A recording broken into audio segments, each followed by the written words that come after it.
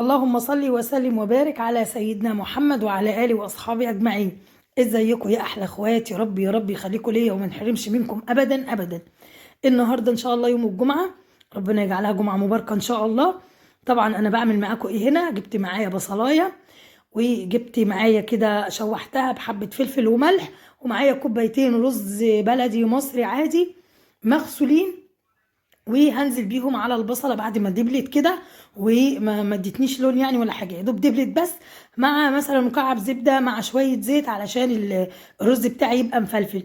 طبعا هقول لكم الرز ده بتاع ايه دلوقتي، اديكم عرفتوا بتاع ايه، بتاع البطايه الحلوه الجميله بتاعتنا دي. بسم الله ما شاء الله، يعني هي وزنها حوالي 4 كيلو وشويه. هو ذكر يعني مش بطايه ولا حاجه، هو ذكر بط كده حلو ابن ناس. دبحناه بقى كده، كان على السطح تايه كده مش لاقي حاجه يعملها، رحنا واخدينه دابحينه، وقلنا ان شاء الله نتغدى عليه احلى غدا يوم الجمعه.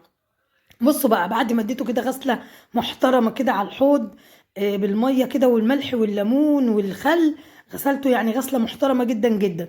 قمت جايبه بقى مناديل المطبخ النظيفه المعقمه دي، وقعدت بقى انشف فيه من جوه كده كويس، ما خليش فيه ميه. ليه بقى؟ لان الميه دي لو فضلت فيه الزفاره مش هتطلع منه، يعني مهما تغسلي فيه وحشيتي على الميه، سواء فريك او رز، الميه دي هتنطر الزفره بتاعته، ومش هيبقى حلو، مش هيديك النتيجه اللي انت عاوزاها.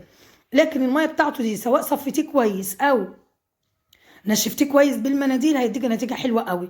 وطبعا كوبايتين الرز بتوعي بعد ما شوحتهم كده بالبصلايه بمعلقه ملح، يعني شويه فلفل اسمر، مع نص معلقه 7 بهارات، مع يعني ايه البهارات اللي انت بقى بتحبيها حطيها، توم باودر، بصل باودر، حطي البهارات اللي انت بتحبي طعمها في الوصفه خلاص، وحطيها سواء فريك او رز.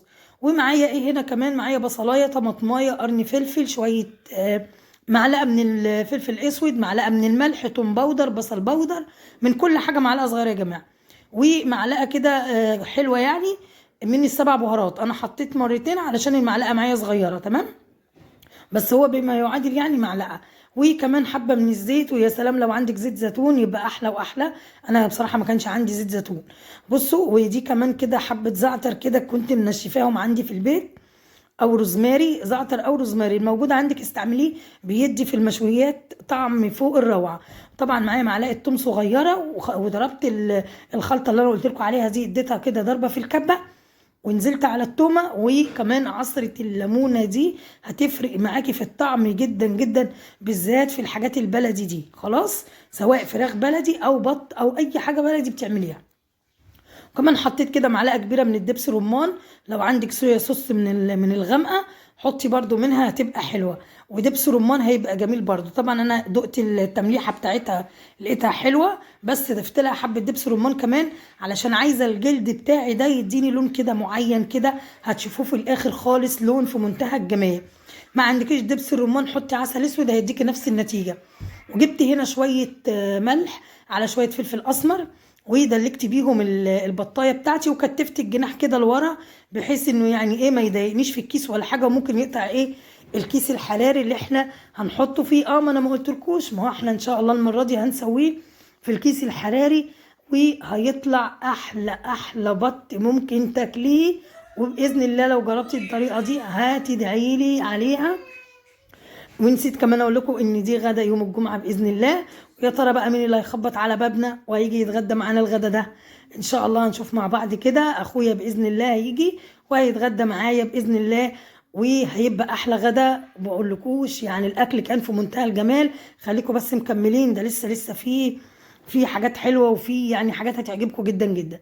جبت ايه معايا هنا؟ بصلايه، جزرايه، لا مفيش بصل، جزر وكوسه وبطاطس. خلاص، ده الخضار بتاعي.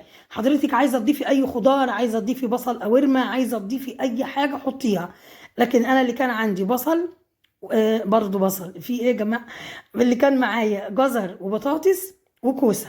ده الخضار بتاعي اللي هحطه مع البطايه الجميله دي في قلب الكيس، هيطعم لي الدنيا كده، والشوربه اللي هتنزل وحاجه جميله. طبعا كتفنا بقى دكر البط بتاعنا وحطيناه في الكيس. طبعا في حد كده عندنا ما بياكلش البط، فعملنا له كده نص فرخه ياكلها بألف هنا ان شاء الله والف شفا.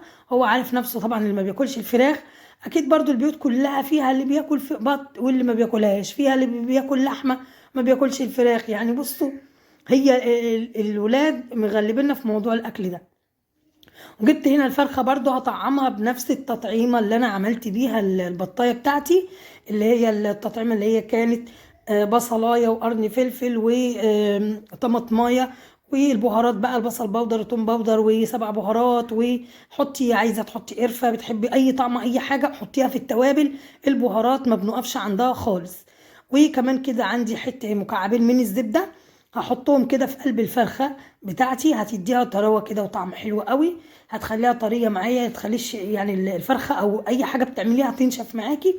وهقوم بقى ايه، هزق بقى البطايه زقه كده، هقول لها خدي يا حبيبتي جنب اختك كده عشان تتدفوا كده في يومين الشتاء دول، تدفوا بعض كده في قلب الفرن. خلاص، وهننزل بقى بالخلطه دي. ما اقولكوش طعمها في منتهى الجمال، مش قادره اقول لكم الشوربه او الدسم اللي نازل من البطايه، انت هتستغربي من جماله. بصي بقى، جبت حته زبده هنا بحطها على البطايه من بره علشان برضو تديني لون حلو، وتطري صدر البطه معايا وتديها لون حلو. بصوا، الاختراع الكيس الحراري ده يا جماعه بصراحه اختراع جميل جدا جدا. لو ما جربتيش قبل كده تعملي فيه بط او ديك رومي او حاجات يعني من دي، انت خسرانه كتير بامانه. يعني بيوفر عليكي جهد. يعني هو دكر البط ده خد معايا بالظبط في الفرن ساعتين بالظبط يعني، لكن لو على البوتاجاز ممكن ياخد 3 ساعات لو انت بتسلقيه. وكمان كل ما تسلقيه على النار هيشد معاكي، هيرمي لك شوربه حلوه وكل حاجه، بس هيشد قوي معاكي وهياخد سوا كده. خلاص انا كتفت البطه بتاعتي كده وقفلت عليها الكيس الحراري، هي والفرخايه والخضار بتاعي، وهنزل عليهم بالميه المغليه علشان ادخلها الفرن. خلاص كده لازم تحطي ميه مغليه معاكي علشان ما تطولش معاكي في الفرن وتغلي معاكي على طول. وهدي كده خرمين من الكيس علشان ما يفرقعش معايا جوه الفرن او ايه، او يتنفخ معايا. خلاص لحد كده مكملين. لو مكمله معايا بقى حطي اللايك واكتبي لي كومنت حلو منك كده ونصلي فيه على النبي، اللهم صل وسلم وبارك عليك يا رسول الله. خلاص، وجينا بقى للحلو. والحلو في الشتاء يعني بطاطا، ماشي. وما يحلاش الشتاء والغدا يعني ما يحلاش الغدا في الشتاء غير لما يكون معاها بقى الحلو. والحلو عندنا النهارده بطاطا، مفيش احلى من كده. هجيب بقى برضو البطاطا معايا. حكايه الكيس الحراري بقى النهارده هنشوف حكايته ايه، ده طلع اختراع يا جماعه. هنحط بقى كده معايا ايه هنا، معايا معلقه من القرفه، معايا نص كوبايه من السكر البني. خلاص، لازم سكر بني، ولو ما عندكيش حطي سكر فاتح وحطي معاه معلقه قرفه هيغمقها لك شويه. وهجيب كده معلقتين من السكر على شويه من القرفه مع البطاطا. وكل يعني ما احط طبقتين بحط ما بينهم ايه، معلقه سكر ومعلقه حبه من القرفه. خلاص، لحد معايا كميه مقدار السكر معايا ما يخلص ومقدار القرفه. خلاص، هي معلقه قرفه يعني انا مش كتير، بس لو حضرتك بقى ما بتحبيش القرفه بلاش تضيفيها، كفايه السكر بس، وسيبيها تعيش حياتها في الكيس الحراري. هتديكي حبه جوسي يا خرابي على العسل اللي كان نازل منها، والله جميل في منتهى الجمال، وطعم القرفه فيها في منتهى الجمال واداها لون جميل جدا. جيت بقى بعد ما حطيت السكر وحطيت القرفه بقلبهم كده في قلب الكيس زي ما انتم شايفين كده، علشان السكر والقرفه بتاعتي تتوزع كويس في كل الاتجاهات وتوصل للبطاطا بتاعتي كل بطاطايه. على فكره يعني انا لقيت الكيس مش هياخد كميه البطاطا كلها، ركنت الباقي بقى ان شاء الله كده، وهحمله ايه في اي يوم كده لوحده كده مع طاجن مع اي حاجه باذن الله. وقفلت على البطاطا بتاعتي، وهنزل برضو بالميه المغليه قبل ما ادخلها الفرن، علشان كمان الميه المغليه دي الكيس معايا الصينيه بتاعتي ما تنشفش، لان الفرن ممكن تنشفها. وكمان البخار اللي هيطلع من الميه هو اللي هيسوي لي البطاطا وهو اللي هيسوي لي البطايه. شايفين يا جماعه المنظر في الفرن؟ بسم الله ما شاء الله تبارك الله، لا حول ولا قوة إلا بالله. هندخل على الصنف التاني أو التالت، وإيه هو معايا إن شاء الله؟ معايا بقى جلاش، مش هنعمله بقى بالطريقة التقليدية اللي احنا حافظينها وعارفينها، لا هنعمل بقى حاجة حلوة كده. نعمل لها حشوة لحمة مفرومة. لو عندك ربع كيلو حتى لحمة، أو عندك ميكس جبن، أو عندك أي حشوة، أو عندك صدر فرخة، ممكن تعمليها بنفس الطريقة وهيبقوا معاكي شويه جلاش ملهمش حل. انا طبعا كان عندي نص كيلو لحمه، بما ان في حد بقى جاي يتغدى معايا النهارده، ربنا يخلي لي اخواتي يا رب ويخلي لي اخويا. بما انه هيجي يتغدى معايا النهارده، فقلت بقى ايه، كان عندي نص كيلو لحمه طلعته عصقته وحطيت عليه بقى حبه فلفل الوان كده عشان يحلي الدنيا كده ويحلي اللحمه كده وريحتها ولونها. وهجيب بقى 3 ورقات من الجلاش وهدهنهم بالسمنه البلدي كده، معلقه زبده او معلقه سمنه بلدي كده مسيحاهم. وهعمل الجلاش بطريقه جديده يعني النهارده، يعني شكل جديد كده لاولادي. وكمان يعني نغير شويه عن الطريقه الايه التقليديه. جبت كده معلقتين من اللحمه المفرومه وهطبق عليهم الجلاش زي ما انتم شايفينه كده، وهدهنها هديها دهنه كده بسيطه، دهنه خفيفه من السمنه البلدي. وهطبقها كده زي ما انتم شايفين زي السندوتش بالظبط، وهحطها في الصينيه. بس الصينيه دي بصراحه طلعت صغيره، فيها هنقلها في صينيه اكبر. وعلى فكره يا جماعه الطريقه دي انا غلطت غلطه محدش يغلطها بصراحه، ان انا الوصفه دي حطيتها في الفرن. المفروض كانت اتعملت على الطاسه على النار عادي خالص، بس انا بقى ايه كنت مستعجله في اليوم ده ولا حاجه ولا ايه. فيعني يا دوب صلينا الجمعه كده وفطرنا وقمت علشان اجهز الغدا، فكنت تقريبا مستعجله شويه. دي الطريقه دي كانت عايزه بعد ما تطبق كده تاخد كده ايه زي الفطير بالظبط، تاخد كده لون بمعلقه سمنه كده على البوتاجاز من فوق. لكن انا ايه دخلتها الفرن، فطبعا الفرن كانت حاميه قوي فخدت لون كده انا مش حباه. بس والله كانت حلوه برده ومش الحال. زي ما انتم شايفين برضو، زي ما بصوا بقى الجمال ده في الفرن. سايباها كده عايشه كده مهديه النار عليها، وسايبه كده البطايه تعيش حياتها والبطاطا في قلب الفرن لحد بقى ما انا ما اخلص كام وصفه كده. انا كده طلعت البطاطا على فكره، وادي الجلاش معايا استوى زي ما انتم شايفين. وده الجلاش اللي انا لفيته معاكم رول. ودي كمان كانت صينيه، كان فاض معايا حبه جلاش ولحمه، عملت بيهم صينيه كمان للجلاش زي ما انتم شايفين. مش قادره اقول لكم بقى على جماله. بصوا هي اي نعم الفرن كانت حاميه قوي، بس عايزه اقول لكم الجلاش كان في منتهى الجمال. لونه حلو، تسويته حلوه. شرب الميه شرب معايا الميه زي ما انتم شايفين كده، حاجه كده في منتهى الجمال وزي القمر. حاجه كده بقى ايه زي القمر وعسل. بصوا بقى البطاطا وجمالها، يا سيدي على الجمال، يا سيدي على الروقان. شايفين الجمال بقى والقرفه كده ايه عايمه على وش البطاطا، وحاجه في منتهى الجمال. انت بقى حضرتك لو عايزه تديها لون على الشوايه هتبقى احلى واحلى، بس انا اكتفيت بيها كده لان هي احمرت من الفرن. وادي الجلاش طلعناه زي ما انتم شايفين، سقيناه كوبايه من اللبن كوبايه من الشوربه، وسقيت كل الجلاش بتاعي ودخلته الفرن. بس هو لان الفرن كانت حاميه فخد لون شويه كده مش عاجبني، بس حلو برده وماشي الحال. وزي ما انتم شايفين كده بقى، تعالوا بقى للكبير بقى، للكبير قوي يا جماعه. الكبير ربنا ونعم بالله. بس هقول لكم بصوا بقى الباشا بتاعنا النهارده بتاع العزومه، البطايه دكر البط بتاعنا زي ما انتم شايفين ما شاء الله، لا حول ولا قوه الا بالله. بصوا بقى الرز مفلفل وحاجه زي القمر، ولا الخضار ولا الشوربه.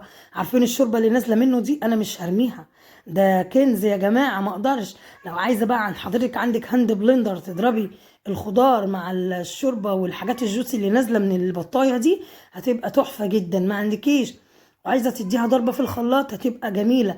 ما عندكيش ده ولا ده وعايزه كده تقدميها، تفضيها كده وتقدميها، هتبقى في منتهى الجمال. شايفين بقى البط بيتكلم عن نفسه، هو ده بقى اللون اللي انا كنت بقول لكم عليه، جميل جميل جميل. طبعا انا خلاص طلعت ذكر البط كده، وطلعت الفرخيه بتاعتي واحط عليها بقى حبه من الخضار. انا بصراحه باكل الخضار ده كده من غير عيش ولا اي حاجه. وادي الشوربه شايفينها جميله وتحفه ازاي، والله ده كمان لونها الحقيقي مش باين. البهارات بقى مع التوابل مع الشوربه الجميله دي عامله بصوا حاجات جميله. برضو انا مصممه مع ان البط سخن جدا، البخار عمال يطلع على ايدي بصراحه. بس همسكها برضو وهقطعها معاكم واوريكم البطايه وتسويتها في منتهى الجمال. انا عايزه اقول لكم يعني هو بط مشوي، يعني لو حد فيكم عمره كل بط مشوي يقول لي. هو بصراحة طعم اللحمة بتاعته كأنها مشوية، وما شاء الله لحمته حمرا وجميلة في منتهى الجمال. بصوا أنا مش قادرة بقول لكم دايبة دوب، دايبة وجميلة ومستوية وطعم في منتهى الروعة. وده كده الجلاش ده قولوا بقى سندوتش جلاش، قولوا اللي تقولوه. بس هي فطيرة جلاش تحفة جدا. وده الجلاش الرول اللي احنا لفيناه مع بعض. يعني انا قلت تغيير شوية عن الجلاش التقليدي، بصوا اللون وجماله. وكمان دي كان الحبة بقى اللي فاضوا عندي من الجلاش ومن اللحمة، عملت بيهم كده صينية صغننة كده. ايه بصوا بقى الجمال، حاجة جميلة جميلة جميلة. ويعني احلى غدا ده بتاع اليوم الجمعة ده بيبقى يوم مميز كده وجميل، وفي حاجات كده غريبة بتحصل. ان هو بيبقى يوم كده لممنا كلنا وكلنا متجمعين، ولا مدارس بقى ولا دروس ولا اي حاجة.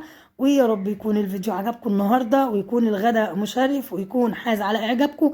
وما تنسوش اللايك والاشتراك، والسلام عليكم ورحمة الله وبركاته. اشوفكم في فيديو